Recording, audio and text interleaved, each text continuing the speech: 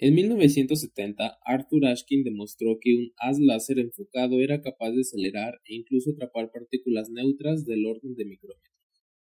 En 1986, Ashkin y junto con otros colegas reportaron la elaboración de las primeras pinzas ópticas. Por pinzas ópticas nos referimos a un haz láser altamente enfocado por un objetivo de microscopio con una alta apertura numérica, el cual es capaz de atrapar a una partícula microscópica cerca del punto focal debido a fuerzas ópticas y de esparcimiento. Las fuerzas ópticas mencionadas son resultado de la transferencia de momento del haz de captura a la partícula en cuestión. Dado que la fuerza es la razón de cambio de momento, las fuerzas ópticas deben estar acompañadas por un cambio en el flujo de momento del haz. Se puede describir cualitativamente el comportamiento de estas fuerzas ópticas a través de la óptica geométrica, pensando a la partícula atrapada como una lente positiva. Si la lente coincide en el foco del haz, los rayos atraviesan el centro de la lente sin ser desviados, por lo que la fuerza óptica es cero en este caso. Si la lente está antes del foco, aumenta la convergencia del haz y por tanto produce un decremento en el flujo de momento. La lente gana el momento que pierde el haz y hay una fuerza en la dirección de propagación. Si la lente está después del foco, decrece la divergencia del haz y por tanto aumenta el flujo de momento, resultando en una fuerza restauradora hacia el foco. Si la lente se desplaza lateralmente del foco, el haz se desvía hacia la línea central de la lente, ganando momento lateral. La fuerza de reacción lateral sobre la lente resulta hacia el eje del haz por tercera ley de Newton. Además, algunos rayos del haz incidente son reflejados por la lente, produciendo una fuerza en la dirección de propagación, la cual desplazará la partícula más allá del foco. Esta descripción está en realidad muy simplificada, pues la partícula interactúa con el haz de forma más compleja a como lo hace una lente. Además, la mayoría de las partículas son demasiado pequeñas para que la óptica geométrica brinde una buena aproximación. Esto es cuando la partícula es del orden de la longitud de onda del haz de captura. Una regla utilizada es que la partícula tenga un tamaño de al menos 10 o 20 veces la longitud de onda de la luz. Para el caso de partículas pequeñas comparadas con la longitud de onda de la luz y no absorbentes, puede emplearse el método de límite de Rayleigh. Esto es considerando que el campo electromagnético de la luz induce una polarización dieléctrica en la materia, determinada por la permitividad del medio.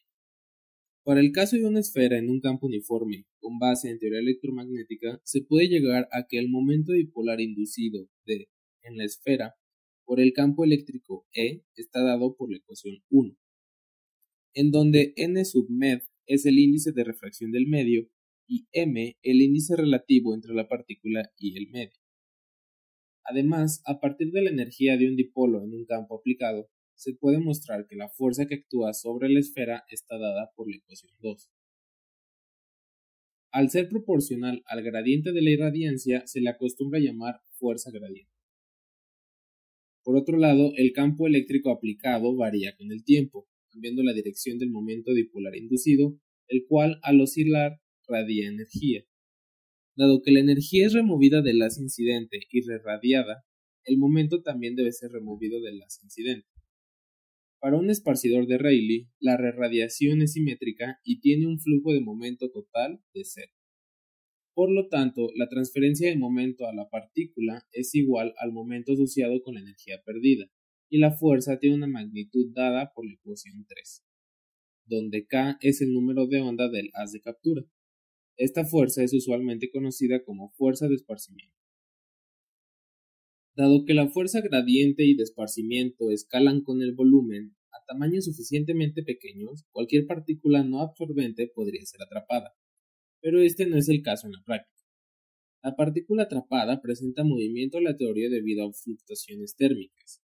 Con esto nos estamos refiriendo al movimiento browniano. La energía cinética térmica K de una partícula en la trampa está dada por la ecuación 4.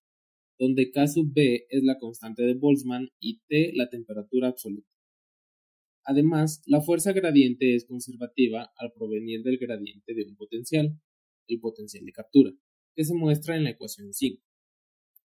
Si el potencial de captura excede la energía cinética térmica significantemente, es poco probable que la partícula escape debido al movimiento browniano. Ambas, la óptica geométrica y la aproximación de Rayleigh, brindan un entendimiento cualitativo sencillo y resultados cuantitativos útiles en sus respectivos regímenes. Sin embargo, generalmente las partículas que se desean atrapar se encuentran en medio de estos dos regímenes, para lo cual es necesario aplicar teoría electromagnética exacta para calcular fuerzas y torques sobre la partícula.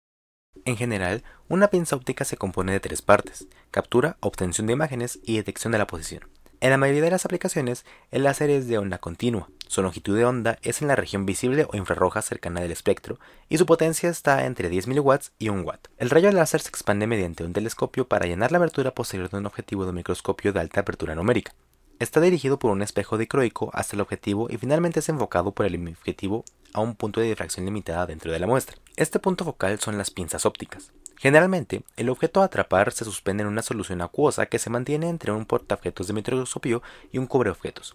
A veces, las partículas que deben quedar atrapadas son suspendidas en otros líquidos o en gases o incluso en el vacío. Normalmente los objetivos de captura y obtención de imágenes son los mismos.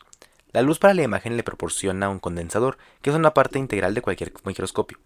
Es conveniente obtener imágenes a través de un divisor de haz dicroico, que refleja la luz de captura al microscopio, pero también transmite parte de la luz de imagen desde el condensador de una cámara. Para detectar la posición de la partícula podemos analizar ya sea el video de la película adquiridos por la cámara, microscopía de video digital, o la serie temporal adquirida a través de un detector de posición.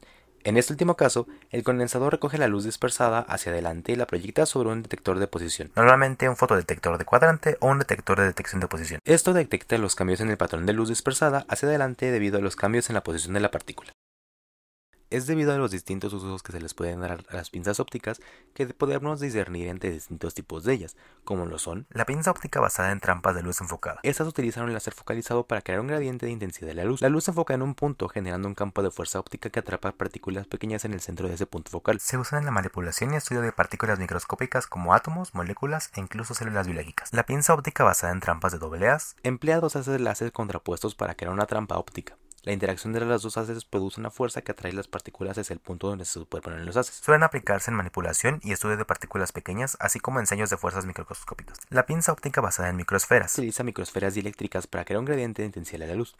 Las partículas quedan atrapadas en las regiones de alta intensidad de la luz cerca de las microesferas. Sus aplicaciones se dan en la manipulación de partículas y el estudio de fuerzas microscópicas, especialmente aplicaciones biológicas. Las pinzas ópticas tienen una gran variedad de aplicaciones biológicas, como lo es la manipulación celular, de la cual podemos destacar la medición de las fuerzas de adición, las interacciones célula-célula, incluso podemos arrastrar una célula y llevarla a cualquier lugar, podemos expandirlas, podemos achicarlas, y no solo eso, también podemos analizar moléculas más pequeñas, como lo es el ADN. Esto ha ayudado a varios científicos a conocer sobre su estructura y sus complejos. Por ejemplo, en el 2021 un estudio de Israel utilizando este tipo de pinzas encontró que el ADN es más estable si se acomoda en forma de yoyos. Además, se encontró que el ADN ahí era más largo de lo que se había pensado, para ser concretos 40% más, y también se estudió su elasticidad ahí. Y aunque las pinzas ópticas originalmente estaban planeadas para su aplicación en la biología, se han encontrado nuevos usos. Uno de ellos es visualizar si las leyes de Newton de la gravedad se ven modificadas a escalas pequeñas. Usualmente es muy difícil hacer este tipo de experimentos a escalas muy pequeñas, pues si de por sí la fuerza gravitacional es débil, el utilizar masas pequeñitas lo vuelve peor. Sin embargo, estas pinzas ópticas son extremadamente sensibles que pueden llegar a medir los efectos gravitacionales.